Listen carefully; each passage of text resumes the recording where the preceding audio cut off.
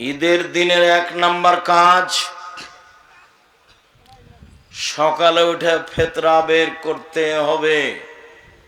আরেকটা হাদিস বলি, এইখানে খুব খেয়াল করে থাকবেন, আমার দিকে চেয়ে থাকবেন।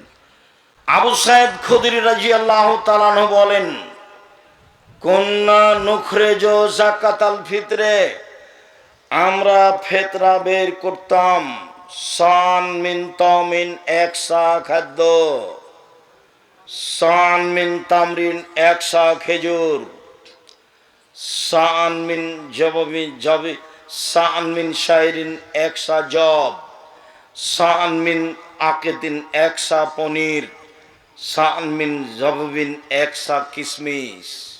খাদ্য আছে 1 নম্বরে। সারা পৃথিবীতে যেখানে যারা খায় যা তা দিবে 1 সা। 1 সা হলো একটা পরিমাপ, এইটা হলো একটা পাত্র। এইটা মদিনা থেকে কিনে নিয়ে এসে যদি কালিকাপুর গ্রামে চাউল মাপেন তাহলে 2 কেজি 400 বা 2.5 কেজি ধরবে। আর ইরাক থেকে নিয়ে এসে যদি মাপেন তাহলে তো 3.5 কেজি ধরবে। কত ধরবে? 3.5 কেজি ধরবে। এক একটু 19-20 একটা পরিমাপ। তা আমরা মদিনার মাপে বলেছি 2.5 কেজি চাউল মাথা পিছু। কেউ ওকে কমিয়ে আরো কম করতে বলে, যেমন আকরামুজ্জামান বিন আব্দুল সালাম 2 কেজি 400 গ্রামের কথা বলেন, হতেও পারে কম। আচ্ছা, তো আবু সাঈদ খুদরি বলছেন, ফালাম নাজাল নুখরিজুহু, এইভাবে দিতেই থাকি। কাদেমা মুআবিয়া হাজ্জান মুতামিরান, মুআবিয়া সিরিয়া থেকে আসলেন হজ করার জন্য বা উমরা করার জন্য। ফাকাল্লামা মান নাস আলাল মিম্বার, তিনি এসে মিম্বারে উঠে জনগণের সামনে বক্তব্য দিলেন। ফাকানা ফিমা কাল্লামান নাস বিহি, সেদিন তিনি বক্তব্যে বলেছিলেন, জনগণ, আমি মুআবিয়া ইন্নি আরা আন্না মুদাইনে মিন সামারাই শাম তাদেলো সান মিন তামারিন, সিরিয়ার অর্ধশা গমের মূল্য যা মদিনার 1 সা খেজুরের মূল্য তাই আমি মুআবিয়া মনে করি। পৃথিবীর মানুষ শুনে রেখো, ঐতিহাসিক ভাষণ দিলেন প্রেসিডেন্ট মুআবিয়া সিরিয়া থেকে এসে মদিনার লোকের সামনে।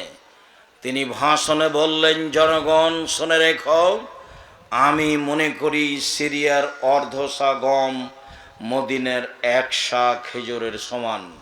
তার মানে তিনি মূল্য হিসাবে গমের দাম বেশি, সিরিয়ার গম, আর মদিনার খেজুরের দাম কম। অতএব কেউ যদি গম দেয় অর্ধশা দিবে, খেজুর দিলে 1 সা দিবে। ফাখাজার নাস, জনগণ এটা গ্রহণ করে নিল। জনগণ দেখলো বেশ অল্পতেই পার হয়ে যাচ্ছি, জনগণ গ্রহণ করে নিল।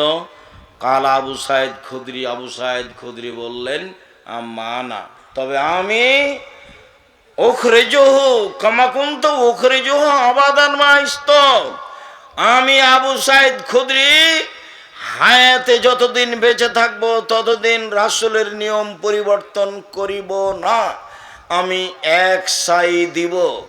গম দিলে 1 সা, জব দিলে 1 সা, চাউল দিলে 1 সা, আটা দিলে 1 সা, পনির দিলে 1 সা।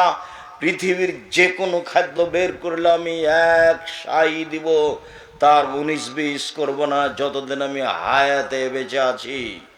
বিশিষ্ট সাহাবী আবু সাঈদ খুদরি রাদিয়াল্লাহু তাআলা ঐতিহাসিক তার ভাষণে বললেন।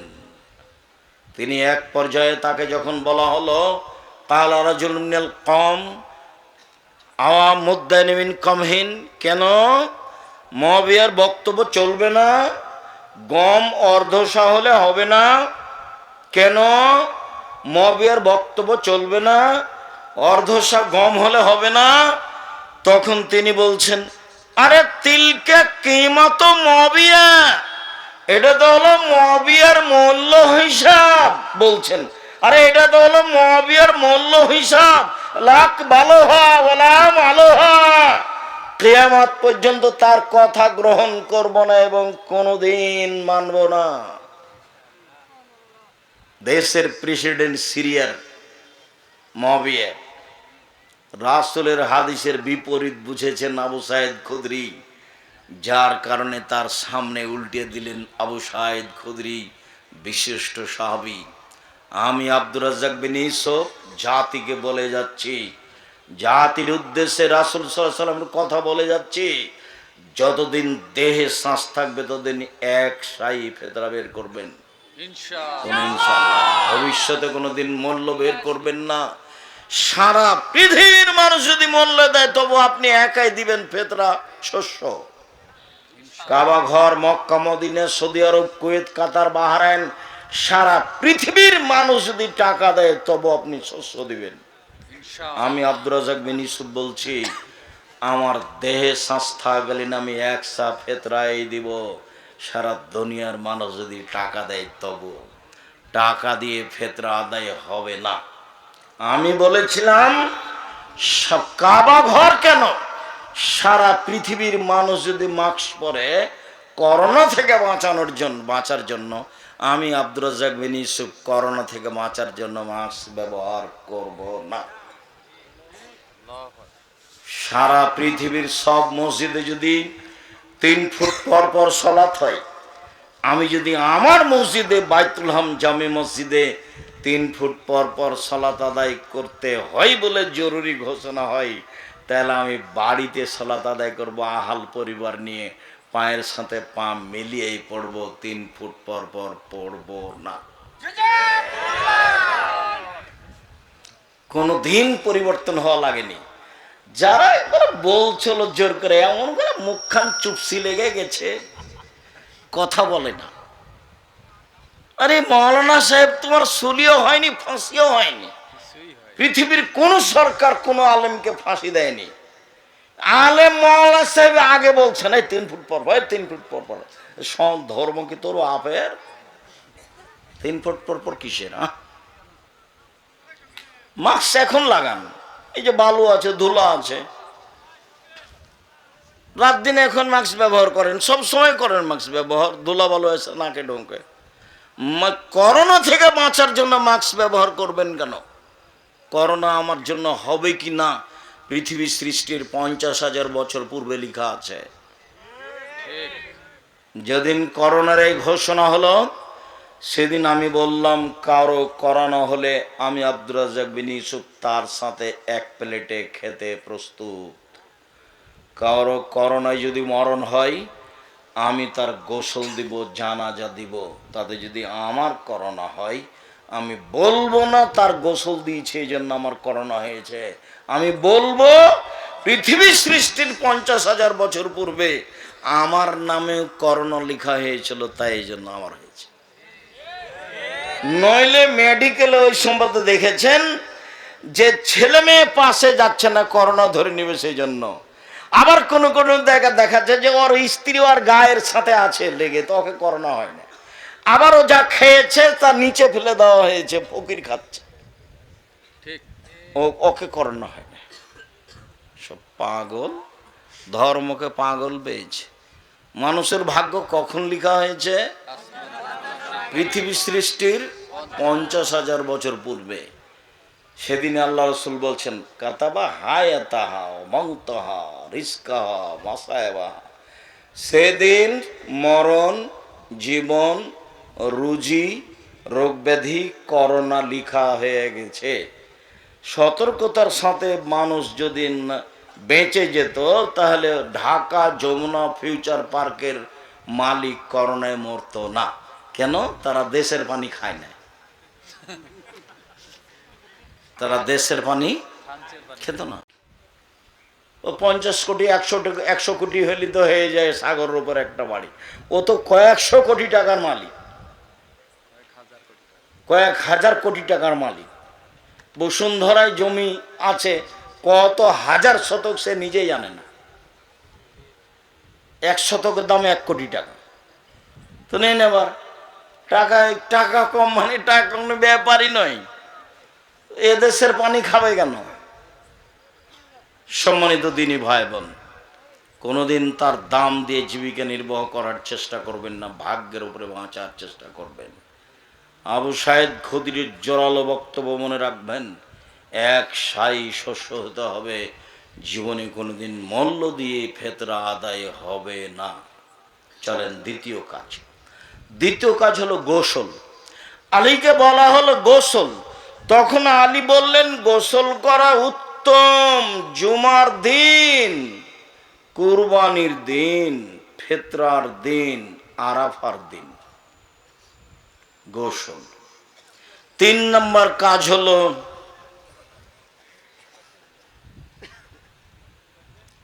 খেয়ে বের হতে হবে ঈদুল ফিতরে, আর না খেয়ে বের হতে হবে ঈদুল আজহাতে। আনাস রাদিয়াল্লাহু তাআলা আনহু বলেন, ইয়াকুল রাসূলুল্লাহ সাল্লাল্লাহু আলাইহি সাল্লাম কাবলা ইয়াযহাবিল মুসাল্লা তামারাতিন, ঈদের মাঠে যাওয়ার পূর্বে আল্লাহ রাসূল কয়েকটা খেজুর খেয়ে নিতেন। ইয়াকুল বিতরান বিজোড় খেজুর খেতেন, বিজোড় খেজুর খেতেন। বুরায়দা রাদিয়াল্লাহু তাআলা আনহু বলেন, ইয়াতাম রাসূলুল্লাহ সাল্লাল্লাহু আলাইহি সাল্লাম কাবলা ইসাল্লিয়াল ফিতর, ঈদুল ফিতর পড়ার আগেই আল্লাহ রাসূল খেতেন। ওয়ালা ইয়াতাম ইলা ইসাল্লিয়া, আর কুরবানির সালাতের পরে খেতেন। তাহলে ঈদুল ফিতরে আগে খেতেন, ঈদুল আজহাতে পরে খেতেন। 3 নম্বর গেল। 4 নম্বর হলো কখন বের হবেন ঈদের সালাতের জন্য। আব্দুল্লাহ ইবনে বুসর রাদিয়াল্লাহু তাআলা আনহু বের হলেন তার কিছু জনগণকে নিয়ে। ঈদের মাঠে পৌঁছালে তিনি ফাআনকারা ইবতাল ইমামে, ইমাম দেরি করে সালাত আদায় করেছেন এটাকে তিনি নাকচ করে দিলেন। এত দেরি করে সালাত আদায় করলেন কেন? হিনা তাসবিহ, সেটা হলো চাস্তের সময়, 7টা 7:30টায় সালাত আদায় করেছে। তখন আব্দুল্লাহ ইবনে বুসর বলছেন, আপনার এটা ঠিক হয়নি। কাদ ফারাগানা হাজি সাত, এই সময় আমরা রাসূলের যুগে সালাত শেষ করে দিয়েছি, এখন আপনি সালাত শুরু করবেন মানে? তার মানে ঈদের সালাত শুরু হবে সূর্য ওঠার পরে। বাংলাদেশে কালিকাপুরে, রাজশাহীতে ঈদের সালাত শুরু হচ্ছে 7:30টা, 8টা, 9টায়। ঢাকার ঈদগাহে মাঠে একটা হলো 8টায়, একটা হলো 9টায়, একটা হলো 10টা। ধর্ম পৈতৃক সম্পত্তি, যার যা মনে লাগে সে তা করবে। ঈদের সালাত হবে সূর্য ওঠার পরপরই, 6টায়, 6:30টায়, ঠেকে না হয় 7টা, এর পরে যেতে পারে না। প্রয়োজনে মাঠ বড় হবে, তবু হচ্ছে না। প্রয়োজনে মাঠ ভাগ হবে, এক ঈদের মাঠে একাধিকবার সালাত হবে না। সারা দুনিয়ার মানুষ করলে সারা দুনিয়ার মানুষ ইবাদতি, তারা রাসূলের সুন্নাত মানে না।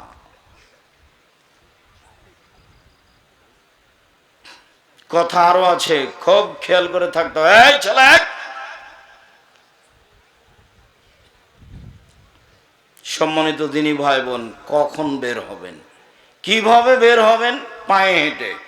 এখরজ রাসূলুল্লাহ সাল্লাল্লাহু আলাইহি ওয়াসাল্লাম মাসিয়ান ইয়ারজু মাসিয়ান, আল্লাহর নবী পায়ে হেঁটে ঈদের মাঠে যেতেন, পায়ে হেঁটে ঈদের মাঠ থেকে আসতেন। পরে ভুলে যেতে পারে, আর একটা কথা রেখে রেখে 6। আনাস বলছেন, এজা কানা ইয়ামুল ঈদ খালাফাত তারিকা, যেদিন ঈদের দিন হতো আল্লাহ রাসূল রাস্তা পরিবর্তন করতেন, একটা দিয়ে যেতেন আর একটা দিয়ে আসতেন। অল্প হলেও পরিবর্তন করার চেষ্টা করবেন। এইবার তাকবীর, এখনো ঈদের মাঠ থেকে, বাড়ি থেকে বের হয়নি, এখনো কোথায় আছি? বাড়িতেই আছি, এখন বের হব, তার প্রস্তুতি। ইবনু শিহাব জোহরি বলেন, কানান নাস হিনামে ইয়াখরুজুনা ইউকাব্বিরুনা, বাড়ি থেকে বের হওয়ার সময় তাকবীর শুরু করতেন হাত্তা ইয়াসুলুল মুসাল্লা, ঈদের মাঠে যাওয়া পর্যন্ত।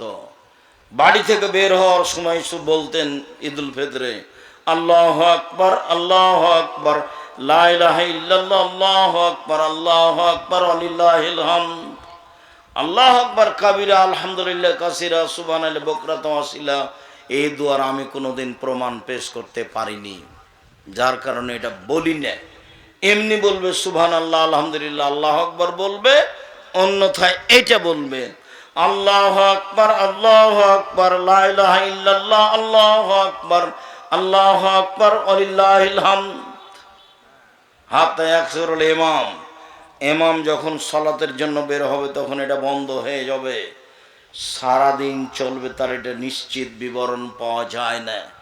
তবু বললে একদিন ফজরের পর থেকে নিয়ে সূর্য ডোবা পর্যন্ত ঈদুল ফিতরে, আর ঈদুল আজহাতে হবে 1 তারিখ থেকে নিয়ে 13 তারিখ পর্যন্ত।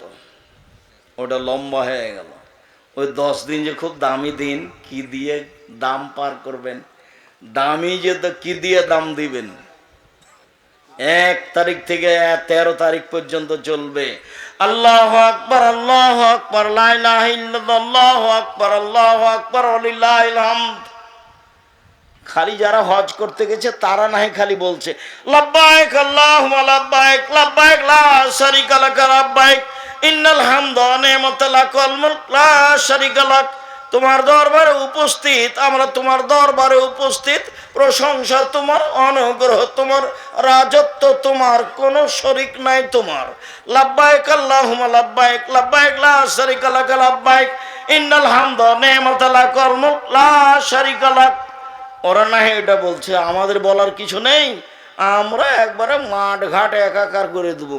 আল্লাহু আকবার লা ইলাহা ইল্লাল্লাহ আল্লাহু আকবার লিল্লাহিল হামদ। ইয়াখরুজু আবু হুরায়রা আব্দুল্লাহ ইবনে উমর ইলা সুক ফিল আইয়ামিল আশর। আব্দুল্লাহ ইবনে উমর আবু হুরায়রা যুলহিজ্জার 1 তারিখ থেকে নিয়ে 13 তারিখ পর্যন্ত বাড়ি থেকে বের হতেন, বাজারের দিকে রাস্তায় বলতেন আল্লাহু আকবার লা ইলাহা ইল্লাল্লাহ আল্লাহু আকবার লিল্লাহিল হামদ। ওই কবরের নাস মা তাকবিরাতিহিমা, ওদের দুইজনের সাথে যারা শুনতো রাস্তাঘাটে বাজারে, তারা বলতো আল্লাহু আকবার লা ইলাহা ইল্লাল্লাহ আল্লাহু আকবার লিল্লাহিল হামদ। পুরুষেরা এবার ঈদের মাঠে যাচ্ছে, তাহলে মহিলাদের সাথে নেন, তারপরে তখন ঈদের মাঠ। এখন আমরা কোথায় আছি? রাস্তায়, বাসা থেকে বের হচ্ছি, মহিলারাও বের হবে। উম্মু আতিয়া রাদিয়াল্লাহু তাআলা আনহা বলেন উমিরনা নুখরিজাল হুইয়া জাজাতিল খুদুরে, আমাদের ঋতুবতীদেরকে ঈদের মাঠে যেতে বলা হয়েছে, যুবতী মেয়েদেরকে বলা হয়েছে।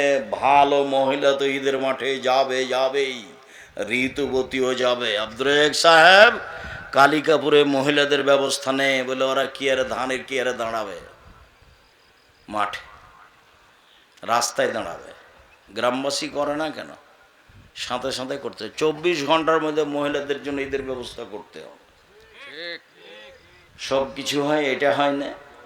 দুনিয়া হয়, বাড়ি হয়, বিল্ডিং হয়, এটা কেন হয় না? এটা হবে বলে জায়গা নেই, যদি স্কুল মাঠে হবে, ওই জায়গা বাদ। কোথায় হবে? আগামীকাল থেকে স্কুল মাঠে হবে, কোনো এক জায়গাতে। ছেলেদের খেলার জায়গা হয়, সলাতের জায়গা হবে না, ফাঁকা জায়গায়। এখন বলবো ফাঁকা জায়গায় কোথায় সলাত দেওয়া হবে তার? এখন চলে আসে ঈদের মাঠে। এইবার ঋতুবতী মহিলারা ঈদের মাঠে যাবে, ভালো মহিলা তো যাবেই।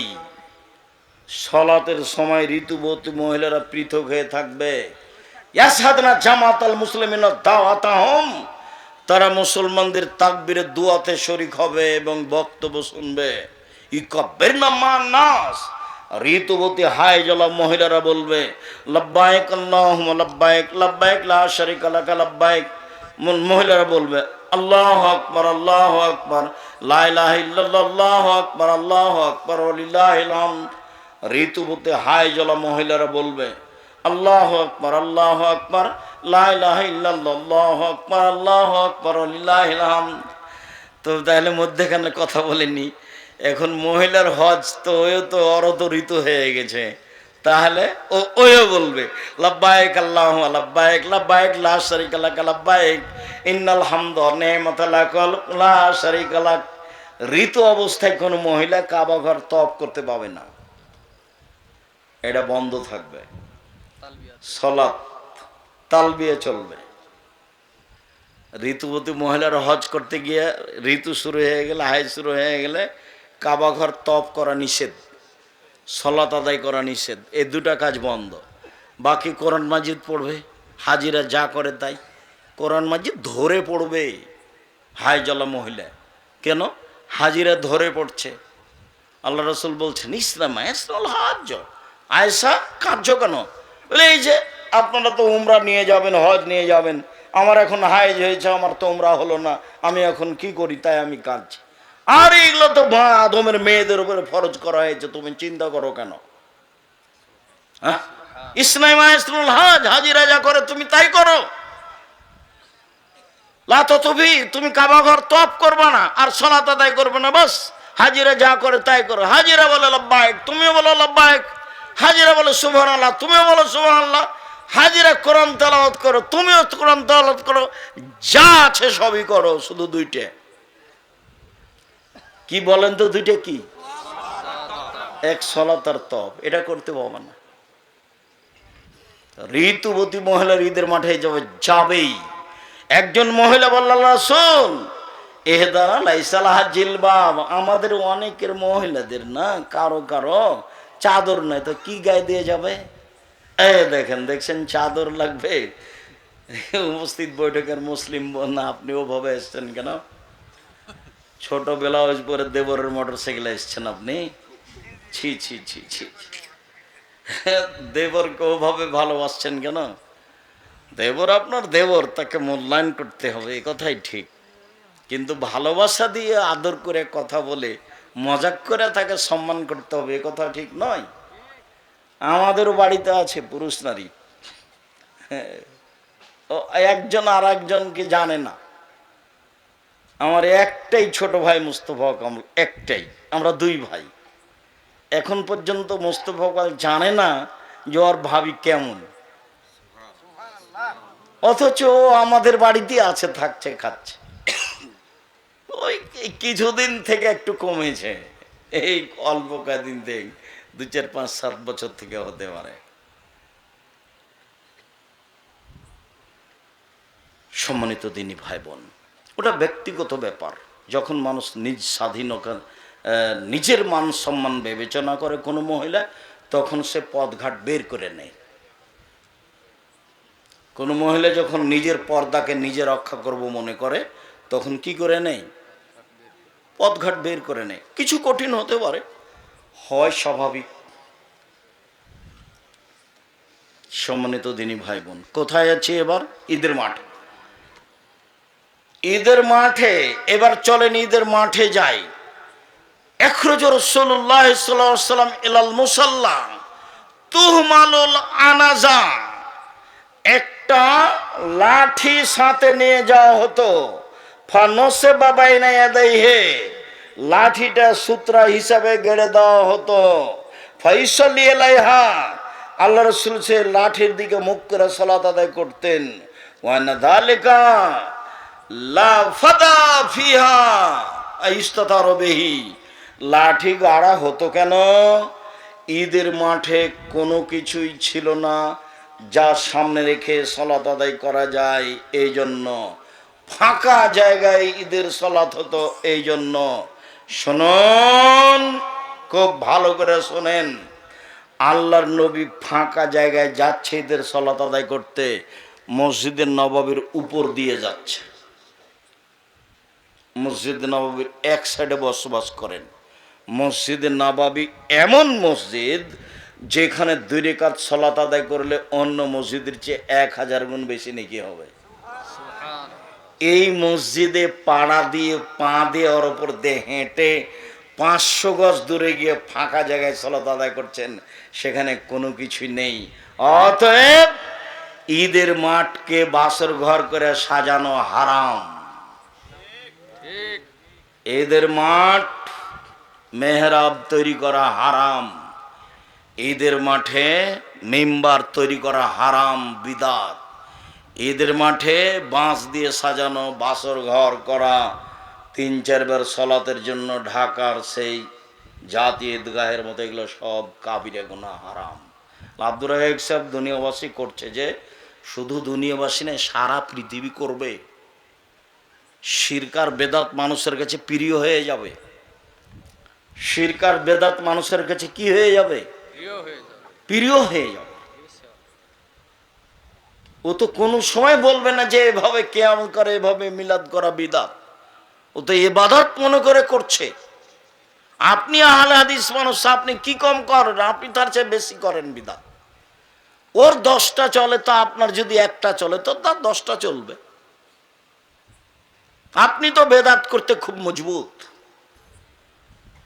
আপনি ইফতার দেরি করে করেন। আমি বলছি যে হাদিসে যা বলছে তাতে সরকারিভাবে সূর্য ওঠার যে সময় দেওয়া আছে তার 30 সেকেন্ড আগে হতে হবে, তাহলে হাদিসের উপর আমল হবে। তা আপনিও বলছেন যে একটু দেরি করি 3 মিনিট, তো কি হলো এটা? আপনি রমজান মাসে একবারে ডাকছেন, আপনারা একবার আস্ত আহলে হাদিসের মসজিদে বলছে আপনারা উঠেন, সাহারি খান, আর 20 মিনিট আছে, 5 মিনিট আছে। এত মাতাব্বরি পেলেন কোথায়? কে বললো আপনাকে এগুলো? হ্যাঁ, কেউ আপনাকে কিছু বলে না? আপনার হুঁশ হয় না? ওই সময়তে আপনি চিল্লান তো কেউ তো তারাবি পড়ে। আমি তো জামাতে তারাবি পড়ি না। আমি তো ওই রাত্রি 10টায় বা 11টায় বা 12টায় বা 1টায় উঠে সালাত শুরু করেছি। আমি তো আজান, ফজর আজান পর্যন্ত সালাত আদায় করবো। তা আপনি যে চিল্লাচ্ছেন যে এখন 3টা বাজে আপনারা উঠেন, তারপর মাঝে মধ্যে কোরআন মাজিদ পড়ছেন, গাজাল পড়ছেন, তা আপনার গাজালের কারণে তো আমি ইবাদত করতে পারছি না। আপনি একটা আস্ত বেদাতি বদ মানুষ। আপনি বলছেন যে আমি ভালো দেখাচ্ছি, ওই ভালো রসুল দেখাননি, সাহাবী দেখানোর প্রয়োজন নাই। দিলে আজান দিতে হবে, নাহলে কিছু না। আগেকার আমার মা চাচিরা কি দেখে ভাত রান্না করতো? 3 তারা, 7 তারা, 3 তারা, এই যে সেটা করব। আপনার চিৎকার শুনতে রাজি নই, সাইরিন বাজানো শুনতে রাজি নই, আপনারা উঠেন শুনতে রাজি নই, 5 মিনিট আছে শুনতে রাজি নই। সব হারাম, সব বেদাত। ঈদের মাঠে সব কিছুই হারাম। ঈদের মাঠ নিতান্তই যদি মনে করে যে আমরা যদি না প্রাচীর দিই তাহলে দখল করে নিবে অন্যরা, তাহলে ঘেরাও প্রাচীর দিতে পারে, তাছাড়া কোনো কিছু চলবে না। কথা বোঝা যায়নি? ফাওয়াল শাইনি আব্দবিহি সলা। ঈদের মাঠে প্রথম হবে সলাৎ, তারপরে হবে বক্তব্য। আগে বক্তব্য হবে না, আগে বক্তব্য হবে না, আগে কেউ কিছু বলতে করতে পাবে না। প্রথম কাজ কি হবে? সলাৎ। সালাম ফেরার পরে ইমাম মুক্তাদিদের দিকে মুখামুখি হয়ে বক্তব্য দিবেন। বক্তব্যের এক পর্যায়ে দান করতে বলবেন। আল্লাহর নবী বললেন মহিলাদেরকে, ইয়া মাসার নিসায়ে তাসাদ্দাকনা ফাইনুরিতুকুন্না আকসারাল নারে। মহিলারা শোনো, তোমরা দান করো, আমি তোমাদের অধিকাংশ জাহান্নামে দেখছি। জাহান্নাম থেকে বাঁচার সবচেয়ে বড় পয়েন্ট হলো দান। আল্লাহ রাসূল বললেন, পৃথিবীর মানুষ খেজুরের মূল অংশ আর খেজুরের বীজ, আঁটি, এই দুইটার মধ্যে একেবারে হালকা তরল একটা সাদা পদার্থ আছে। দেখেছেন কোনোদিন? আল্লাহ নবী বলছেন যে এইটার সমান দান করে তুমি জাহান্নাম থেকে বাঁচো। 2 টাকা হলো দান, 50 পয়সা হলো দান করে তুমি বাঁচো জাহান্নাম থেকে। মানে দানই মানুষকে জাহান্নাম থেকে বাঁচাতে পারে। হাদিস তো সব বুখারী মুসলিম। এবার শেষে চলে আসলাম। আজকের মতো আজলা শেষ করতে চাইছি। দোয়া হবে না কিন্তু সালাত শেষে 2 রাকাত সালাত আদায় করে বক্তব্য দিয়ে সুবহানাকাল্লাহুম্মা ওয়া বিহামদিকা আশহাদু আল্লা ইলাহা ইল্লা আনতা আস্তাগফিরুকা ওয়া আতুবু ইলাইক চলে যাবে। মাঠ ছেড়ে দিবে, হাত তুলে দোয়া হবে না, হাত তুলে দোয়া করা সবাই মিলে বিদাত। সারা দুনিয়ার মানুষ করলেও বিদাত, একাই করলেও বিদাত। হাত তুলে দোয়া করা ব্যক্তিগত ব্যাপার, যেটা বললাম সালাতের ব্যাপারে সেটাই করতে হবে, এটাই নিয়ম। জোর করে আর একটা কিছু করলে ও করাই হবে, হুজুরের দাপটে হবে। হুজুর তো বলেছে, কে বলছে 7 ভাগে কোরবানি চলবে না, তা আপনিও করলেন, হলো। তো হুজুর বলেছে, কে বলেছে হাত তুলে দেওয়া চলবে না, কে বলেছে আগে বক্তব্য দেওয়া যাবে না, তা আগে বক্তব্য দিল, ঠাসেনে চেয়ারম্যান দিল, মেম্বার দিল, তারপর হুজুরও দিল। আমি যদি কোনোদিন কোনো মাঠে উপস্থিত হই, চেয়ারম্যান তো বহুদূরের কথা, উপর থেকে উপরে যারা আছে এমন কোনো মানুষ থাকবে না মাঠে যে সাহস করতে পারে আমার সামনে বক্তব্য দিতে পারে। ওই হিসাবে আমি রাখি না, ওকে আমি উঠাই আর বসাই, উঠাই বসাই। আল্লাহ কোনো দিন পিছে নিয়ে যায়নি, আল্লাহ ওইভাবেই রেখেছে। আলহামদুলিল্লাহ, আলহামদুলিল্লাহ, আলহামদুলিল্লাহ, আলহামদুলিল্লাহ। কোনো দিন আল্লাহ কোনো মানুষের অধীনে রাখেনি, একবারে ফ্রি রেখেছেন, যার কারণে কোরআন হাদিস খুব স্বাধীনভাবে বলতে পারি আলহামদুলিল্লাহ। কোন সময় কোনো বাধার মুখোমুখি হয় না। কেউ যদি পথ খরচ না বেঁচে খায়, বিদ্যার বুদ্ধি বেঁচে খায়। তাই তো পদ্মা সেতুতে ওরা হলো ইঞ্জিনিয়ার আর আমরা হলাম কামলা। ওরা হলো ইঞ্জিনিয়ার আর আমরা হলাম কামলা। তো ওরা যে কৌশল করে বিদ্যার বুদ্ধি বেঁচে খায়, ওদের হাত থেকে বাঁচতে হলে সূচনায় যায় আগে। অন্তত আকিদে কি জিনিস এটা বুঝি, ওকে ঘৃণা করতে শিখি, আর জিনিসপাতিকে ঘৃণা করতে শিখি। আর আমি আমারটা পড়তে শিখি কোরআন মাজিদ, আমাকে কোরআন মাজিদ পড়তে শিখতেই হবে। আর আমাকে আকিদে দিয়ে তাকে জানতেই হবে। এই জন্য আমি পৃথিবীর বিভিন্ন দেশ ঘুরে বই পুস্তক লিখে সিলেবাস তৈরি করেছি এবং সারা বাংলাদেশের প্রত্যেকটা গ্রামে গ্রামে যাব ইনশাল্লাহ। এই মর্মে ইতিমধ্যে আমি উত্তরবঙ্গে প্রায় 350 মসজিদ, এরকমই কিছু মসজিদ সফর করেছি এবং এসব মসজিদে মক্তব চালু হয়েছে। মক্তবের ইমামদের প্রশিক্ষণ শুরু হয়েছে। তারা নিয়মিত রাজশাহীতে আসবে, ফ্রি যাবে, ফ্রি বই পুস্তক দিব, তারা এখানে ফ্রি খাবে। মক্তব চালু করব দেশ জুড়ে, করব ইনশাআল্লাহ। তো আমি বললাম, আব্বু তোমার তো পদক্ষেপ খুব পছন্দনীয়, আলহামদুলিল্লাহ, জাযাকুমুল্লাহ খায়ের।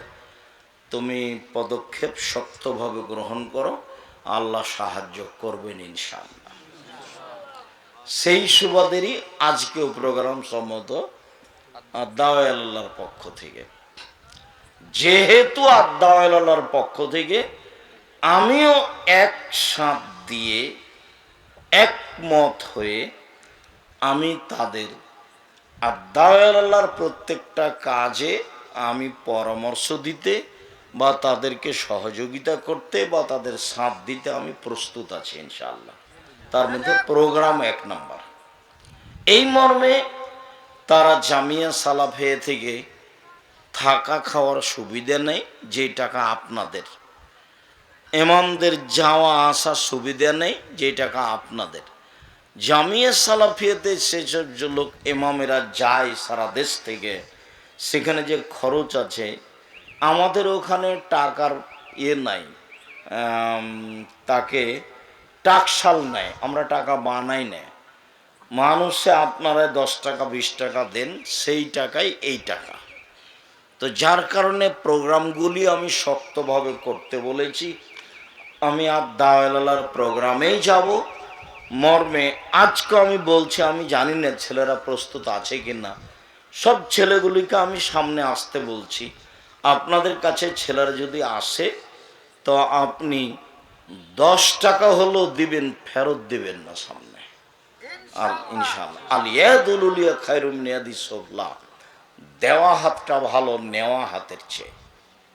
আল্লাহ রসুল বলছেন, বুখারী মুসলিমের হাদিস, দেওয়া হাত ভালো নেওয়া হাতের চেয়ে। সব সময় দেওয়া হাতে থাকবেন।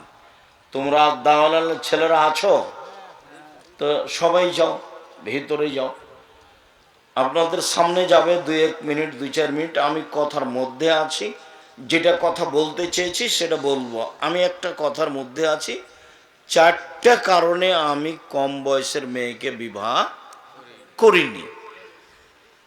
তো ছেলেরা যখন সামনে আসবে তখন আপনাকে আমি বলি না যে এখনই 10,000 টাকা দিতে হবে। আপনাকে আমি বলি যে আপনি নিজেকে বঞ্চিত রাখবেন না। 10 টাকা হোক, 500 টাকা হোক, 50 টাকা হোক, সামনে যখন তারা আসবে তখন আপনার সামনে দিয়ে এমনি চলে যাবে, এইটা যেন হয় না, এইটুকু আপনি মাথায় রাখবেন। আর আমরা কোনোদিন দাওয়ালার পক্ষ থেকে প্রোগ্রামে আসলে আপনাদেরকে সহযোগিতা করতে বলবো, এ কথাই ঠিক ইনশাআল্লাহ। আর আপনাদের জামিয়া সালাফে এখন বর্তমানে প্রায় 5,000 ছেলে মেয়ে পড়াশোনা করে। কতটি? প্রায় 5,000। আপনাদের প্রতিষ্ঠানের শিক্ষক শিক্ষিকা প্রায় 300 জন। বাংলাদেশের শিক্ষক আছেন, ইন্ডিয়ার শিক্ষক আছেন এবং মদিনা বিশ্ববিদ্যালয়ের শিক্ষক আছেন। মদিনা বিশ্ববিদ্যালয়ের প্রফেসর, মদিনাতেই বাড়ি, এখনো আছে। কিছুদিন পরে আরো 5-6 জন আসবেন। জামিয়া সালাফে আপনাদের বিশাল সম্পদ। জামিয়া সালাফে 519 জন এতিম আছে। কতটি? 519 জন এতিম আছে। জামিয়া সালাফে, যেটা আপনাদের বাড়ির পাশে রাজশাহীতে, এটা 30 বিঘা জমির উপরে অবস্থান করে। এখানে একটা মসজিদ আছে যার একতলাতে 3,000 মানুষ সালাত আদায় করতে পারে, 90% জমির উপরে। আর আপনাদের যেটা জামিয়া সালাফে রূপগঞ্জ, নারায়ণগঞ্জ, ঢাকা, এটা 51 বিঘা জমির উপরে পূর্বাচলে। সেখানে একটা মসজিদ তৈরি শুরু হয়েছে, যে মসজিদের একতলাতে 10,000 মানুষ সালাত আদায় করতে পারবে। 2 একর জমির উপরে, 200 শতক জমির উপরে। ওই জমিটার এক মাথা থেকে এক মাথায় যেতে 9 পয়েন্ট কম 1 কিলোমিটার হয়। 9 পয়েন্ট কম 1 কিলোমিটার। এটা আপনাদের জামিয়া সালাফিয়া রূপগঞ্জ, নারায়ণগঞ্জ, ঢাকা, জামিয়া সালাফিয়া বরিশাল, জামিয়া সালাফিয়া দিনাজপুর, এগুলো চলমান। জামিয়া সালাফিয়া চট্টগ্রাম আরম্ভ হবে ইনশাল্লাহ কিছুদিনের মধ্যেই। সম্মানিত দিনী ভাই বোন, এটা আপনাদের প্রতিষ্ঠান, আপনাদের প্রতিষ্ঠানে আপনারাই খরচ করেন। শিক্ষকদের বেতন লাগে প্রতি মাসে 32 লক্ষ। প্রতি মাসে কত বেতন লাগে? 32 লক্ষ। রমজানে লাগে 48 লক্ষ, আর কুরবানিতে লাগে 48 লক্ষ। কিভাবে হয় তা আমি বলতে পারবো না, তবে আমি দেখতে পাচ্ছি যে হচ্ছে। আমার মনে বড় সাধ, এ দেশের মাটিতে আমি উন্নত মানের প্রতিষ্ঠান গড়বই গড়ব ইনশাল্লাহ। যে কোনো যেখানে ছেলে মেয়ে বাংলা, ইংরেজি, আরবি উন্নত মানের শিক্ষা অর্জন করে জাতির অন্যায়ের বিরুদ্ধে লড়বে, মুখে কলমে মিডিয়ায় লড়বে ইনশাল্লাহ। দেশের সর্ববৃহৎ প্রতিষ্ঠান জামিয়া সালাফিয়া, বাংলা, ইংরেজি, আরবি উন্নত মানের শিক্ষা অর্জনে ব্যতিক্রম প্রতিষ্ঠান জামিয়া সালাফিয়া, শিরক মুক্ত প্রতিষ্ঠান জামিয়া সালাফিয়া, বিদাত মুক্ত প্রতিষ্ঠান জামিয়া সালাফিয়া, হিংসা মুক্ত প্রতিষ্ঠান জামিয়া সালাফিয়া, দল মুক্ত প্রতিষ্ঠান জামিয়া সালাফিয়া, সংগঠন মুক্ত প্রতিষ্ঠান জামিয়া সালাফিয়া। দেশের অমূল্য সম্পদ শিক্ষামানের সর্বোচ্চ প্রতিষ্ঠান জামিয়া সালাফিয়া। জীবন বাজে রেখে লড়ে যাচ্ছি এই দেশের মাটিতে উন্নত মানের প্রতিষ্ঠান গর্বই গর্ব ইনশাল্লাহ। যেখানে ছেলে মেয়ে বাংলা, ইংরেজি, আরবি উন্নত মানের শিক্ষা অর্জন করে জাতির অন্যায়ের বিরুদ্ধে লড়বে, মুখে কলমে মিডিয়ায় লড়বে লড়বে। হাজারো ছেলে মেয়ে আপনার সামনে উপহার দেব ইনশাল্লাহ, শুধু দুই একজন নয়। মেয়েরা বোখারি পড়াতে পারবে, এ মেয়ে আপনার বাড়িতে গড়ে উঠবে ইনশাল্লাহ। মেয়েরা অন্তত যখন হিফজ করছে দেখবেন যে বছরের শেষে অন্তত 30-40 জন মেয়ে হাফেজা প্রতি বছর, 60-70-80 জন 100 জন। এক প্রতিষ্ঠানে ছাত্র যতটি আছে ততটি খালি হাফেজি বেরো একবারে। সম্মানিত দিনী ভাই বোন, প্রতিষ্ঠান উন্নত করার জন্য শিক্ষক আসছেন ইন্ডিয়া থেকে, শিক্ষক আসছেন সৌদি আরব থেকে, শিক্ষক আসছেন মিশর থেকে, শিক্ষক আসছেন ইয়ামান থেকে। এটা আপনাদের প্রতিষ্ঠান, খেয়াল রাখবেন। তার একটি বড় শাখা আদ-দাওয়া ইলাল্লাহ। আজকের প্রোগ্রাম আদ-দাওয়া ইলাল্লাহর পক্ষ থেকে। কাজে আপনার সামনে ছেলেরা আসলে 10 টাকা ছাড়া ফেরত দিবেন না অন্তত। সম্মানিত দিনী ভাই বোন, বলছিলাম মা হওয়ার জন্য 4টে জিনিস লাগে। জাযাকাল্লাহ খায়ের। এক, বিদ্যে। এই কথা নিয়ে কথা এসেছে। আমার স্ত্রী আমার বোনদেরকে বিদ্যে শিখাবে, এই জন্য তালাকপ্রাপ্ত বয়সের মেয়েকে বিবাহ করেছি। উপস্থিত বৈঠকের মুসলিম বোন বুঝতে পারছেন না এমনি ঢং ঢং করে এসে চলে গেছেন? একটু খেয়াল করেন। জাবের বেশি বয়সের মেয়েকে বিবাহ করেছেন কেন? ওর বোনদেরকে কি শিখাবে? বিদ্যা শিখাবে। এই জন্য মায়ের প্রথম কাজ ছেলে মেয়েকে বিদ্যা শিখানো। 2, বলে তুয়াদ্দেবাহুন না, আমার স্ত্রী আমার বোনদেরকে শিষ্টাচার শিখাবে। শিষ্টাচার, শিষ্টাচার কি জিনিস? শিষ্টাচার মানে মাথায় কাপড় না দিয়ে ঢং ঢং করে ঘুরো, এটা শিষ্টাচার। আমার স্ত্রী আমার বোনদেরকে শিষ্টাচার শিখাবে। শিষ্টাচার মানে ঈদের দিনে লম্বা লম্বা নখে নেইল পালিশ লাগাও, এটা শিষ্টাচার। শিষ্টাচার মানে কম বয়সের মেয়ে উঁচু স্যান্ডেল পরে নিজেকে লম্বা লম্বা দেখাও, এটা শিষ্টাচার। শিষ্টাচার মানে বাম হাতে পানি খাও, এটা শিষ্টাচার। শিষ্টাচার মানে মানুষকে কোনো কিছু দিলে থ্যাংক ইউ বলো, এটা শিষ্টাচার। শিষ্টাচার কি জিনিস? শিষ্টাচার কি জিনিস? ইসলাম ধর্মে প্রত্যেকটা জিনিসই শিষ্টাচার। আপনার সামনে আমি যে কথা বলবো এর শিষ্টাচার আছে কি? এর শিষ্টাচার হলো আসসালামু আলাইকুম। আমার কথা কি দিয়ে শুরু হবে? আসসালামু আলাইকুম। এর দাম আছে। এই ধর্মের নাম ইসলাম। আমি মুসলিম, কিন্তু আমার ধর্মকে আমি চিনি না, যার কারণে আমি কিছু বুঝতে পারি না। আমার ধর্মের নাম ইসলাম আর আমার নাম মুসলিম। আমার ধর্মের নাম কি? ইসলাম আর আমার নাম মুসলিম। হিন্দু মেয়েদের হাতে শর্ত থাকে, কি থাকে? শাখা থাকে। তার মানে ও জানে যে আমি হিন্দু মেয়ে। বিবাহ হয়ে গেলে স্মৃতিতে কি থাকে? সিঁদুর থাকে। জানে যে আমি হিন্দু মেয়ে, এইটা দিয়ে তাকে পরিচয় দিতে হবে। কিন্তু আমি যে মুসলিম, আমার কোনো পরিচয় লাগে না। পরিচয় লাগে। দেখা হলে সালাম দিতে হবে, হাসি মুখে কথা বলতে হবে, মেহমান আসলে খেতে দিতে হবে, মানুষের সুবিধা অসুবিধা জানতে হবে। এগুলো শিষ্টাচার। আপনি আমার প্রতিষ্ঠানে গেলেন, আব্দুল রাজ্জাক সাহেব কত বলেন দেখি তো। ঢুকলাম, একটা ছেলেকে বললাম এই ছেলে শোনো, এই ছেলে শোনো। আরে ছেলে আমার দিকে তাকিয়ে চলে গেল, কিছু বললো না আমাকে। অবাক কথা, কি শিষ্টাচার আছে? দেখেন শিষ্টাচার। আমাকে বলবে না যে জি হ্যাঁ কি বলছেন বলেন, কোথা থেকে এসছেন আপনি? আমি নওগাঁ বড় কালিকাপুর থেকে এসছি। কি চান? আব্দুর রাজাক সাহেবের সাথে কথা বলার জন্য এসেছি।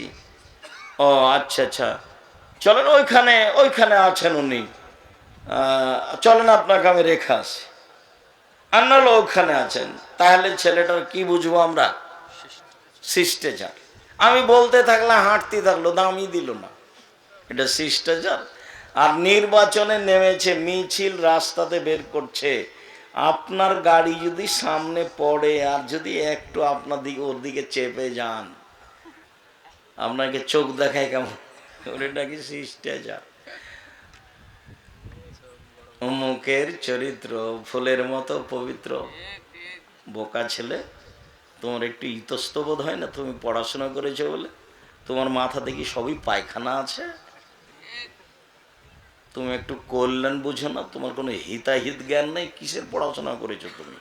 তুমি তো কামলা হবে। তুমি তো আব্দুল্লাহর বক্তব্য এই জন্য আমিও শুনি, তোমাকে নিয়ে তার কত কথা, তুমি নিজেকেই চিনো না। না তোমার সততা আছে, না তোমার সত্যতা আছে। কি দিবা তুমি জাতিকে? কি দিতে বড় হয়েছ? সবাই বলছে যে বড় কালিকাপুরের ওই ছেলেটা বড় ডাক্তার। কি হয়েছে? লন্ডন থেকে পড়ে এসেছে, খুব বড় ডাক্তার। কোথায় ডাক্তারি করে? পিজি হাসপাতালে। কত বেতন? 3 লক্ষ টাকা বেতন। কি ঘটনা? সেদিন কালিকাপুরে আসলো, গাড়ি থেকে নামলো, দেখলাম প্যান্টটা টাকনোর নিচে আছে, দাড়ি চাঁচা আছে, গলায় টাই আছে, হাতে সিগারেট আছে। এইভাবে নামলো গাড়ি থেকে। একটু পরে দেখলাম বৌমা গাড়ি থেকে নামলো, তার স্ত্রী, হালকা হালকা গায়ে কাপড় আছে। একটু পরে দেখলাম নাতনি, সে লোকের মেয়েটা গাড়ি থেকে নামলো, গায়ে তেমন কোনো কাপড় নেই। দেখি কিছুক্ষণ পরে গাড়ির পিছন দিকে কুকুর আছে। এই বড় শিক্ষিত হলো? আবার ঘটনা কি শুনেছেন? সাধারণ মানুষকে 4টা-5টা দেয়, পরীক্ষা দেয়, টেস্ট দেয়। তারপরে আবার যখন ওই প্রেসক্রিপশন লিখে, তখন ও জানে যে অন্য কোম্পানির ওষুধ এর চেয়ে ভালো, কিন্তু যে কোম্পানি তাকে টাকা দিয়েছে তারই ওষুধ লিখে। তো ওর গায়ে থুথু দিবেন এরকম হক রাখে না। ও যে ওর গায়ে যে থুথু আপনি দিবেন এই হকও রাখে না। ও একটা মানে ঘৃণিত পশু প্রাণী, একটা ঘৃণিত পশু প্রাণী। তাকে মানুষ করেছেন কেন? সততা শিখিয়ে ছেলে মেয়েকে মানুষ করেন। আমি তোমার বাপ বলছি, আমি আমার বাপের জমির অর্থ সম্পদ দিয়ে তোমাকে পড়িয়েছি, জাতির জন্য তুমি কুরবান হয়ে যাবা। জাতির জন্য তুমি কি হবা? কুরবান হয়ে যাবা। অসহায় মানুষের পাশে থাকবা, আমার ওসিয়ত তুমি মানবা চিরদিন। টাকা তোমার পিছনে দৌড়াবে, অসহায় মানুষ যেখানে আছে সেখানে তুমি যাবা, অসহায় মানুষকে খোঁজ নিবা, ফ্রি কাজ করে দিবা, তোমার বেতন তো আছেই। ওর স্বভাব তো এটা হওয়া উচিত। বাপের কি বলার দরকার? এত লেখাপড়া করেছে এইটুকু তো বলবে সেই জন্য, না কি বলছেন আপনারা? তাই নয়? তার মানে তো বুঝলাম যে ও শিক্ষা অর্জন করেছে, শিষ্টাচার শিখেছে। আরে শোনা যাচ্ছে যে 4টা মেয়ে আছে তার দেখাশোনা করার জন্য, কাজের জন্য। ওরা কি বলে যারা সহযোগিতা করে? আরে না না, ওই যে ওষুধের যে করে সিরিয়াল দেয়,